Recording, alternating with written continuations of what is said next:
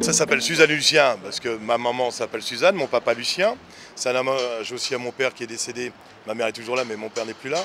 Et quand j'étais petit, moi j'étais élevé à la ferme, donc je tuais des animaux. Et donc ça, je voulais vraiment rendre un hommage à mon père pour ça. Donc la boucherie, c'est Lucien. Et Suzanne, parce que ma mère, quand elle était jeune, elle travaillait dans une boulangerie dans le village de ma grand-mère et elle faisait les tournées du pain. C'est-à-dire, elle chargeait, hop, elle klaxonnait, elle arrivait dans les villages, dans les hameaux, elle klaxonnait, on venait chercher sa baguette, son pain, etc. Et c'était des vieux pains de campagne magnifiques. En fait, dans mon village à Janzé, il y avait un boulanger qui s'appelait Monsieur Giraud, qui faisait des pains recuits. C'est-à-dire, c'est des pains qui se gardent, je sais pas, une semaine, ça bouge pas. Parce qu'en fait, le pain à la campagne, on ne va pas en chercher tous les jours. Hein, quand on habite à quelques kilomètres d'une boulangerie, on en prend une bonne tournée le dimanche et on se le garde dans un torchon, dans la boîte à pain comme on faisait dans le temps, et on le réchauffe au four. Et le petit clin d'œil rigolo, elle n'est pas arrivée aujourd'hui, elle arrive dans la semaine. J'ai acheté une vieille 2 chevaux fourgonnette de 1971 qui sera écrit dessus, bien sûr, Suzanne et Lucien, la boucherie-boulangerie, enfin boulangerie-boucherie. Et on va faire resservir mes restaurants. Bon, les Mérovingiens, c'est à côté, il n'y a pas besoin, mais dans le 11e qui plume la lune. Et à Vincennes, bien sûr, l'Ours, on va servir notre propre pain. Je suis parti à 8h30 hier soir et j'avais les larmes aux yeux parce que je regardais ma boulangerie qui était éclairée.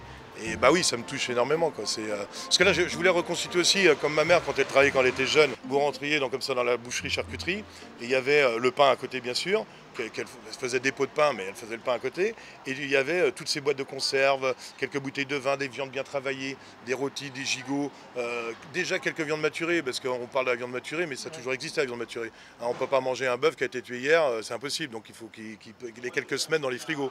Donc c'est ça qui me fait plaisir, et puis j'ai mis aussi 3 bouteilles de vin, des vins blancs que j'aime bien. Un peu d'épicerie fine. Un peu d'épicerie fine, mais que des produits français.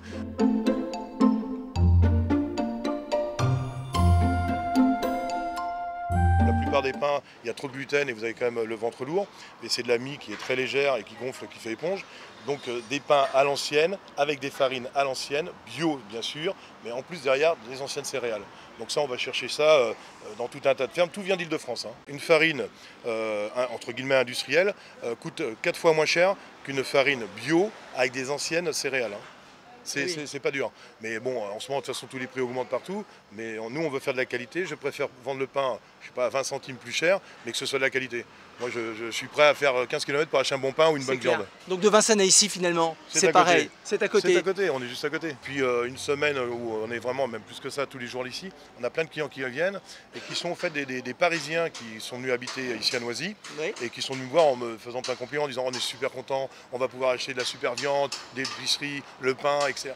Un chef étoilé fait sa propre boucherie et sa propre boulangerie. Il n'y en a pas beaucoup, non? Le concept boulangerie-boucherie, ça n'existe pas. Voilà. Ben, pour moi, ça me semble naturel au fait.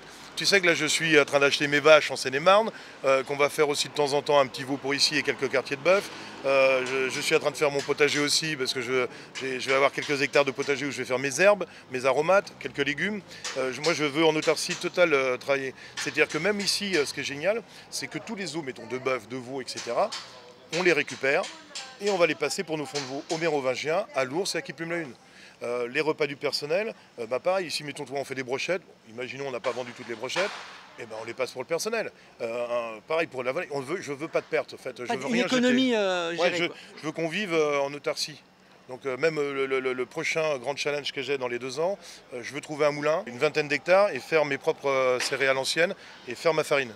Je veux aller jusque là.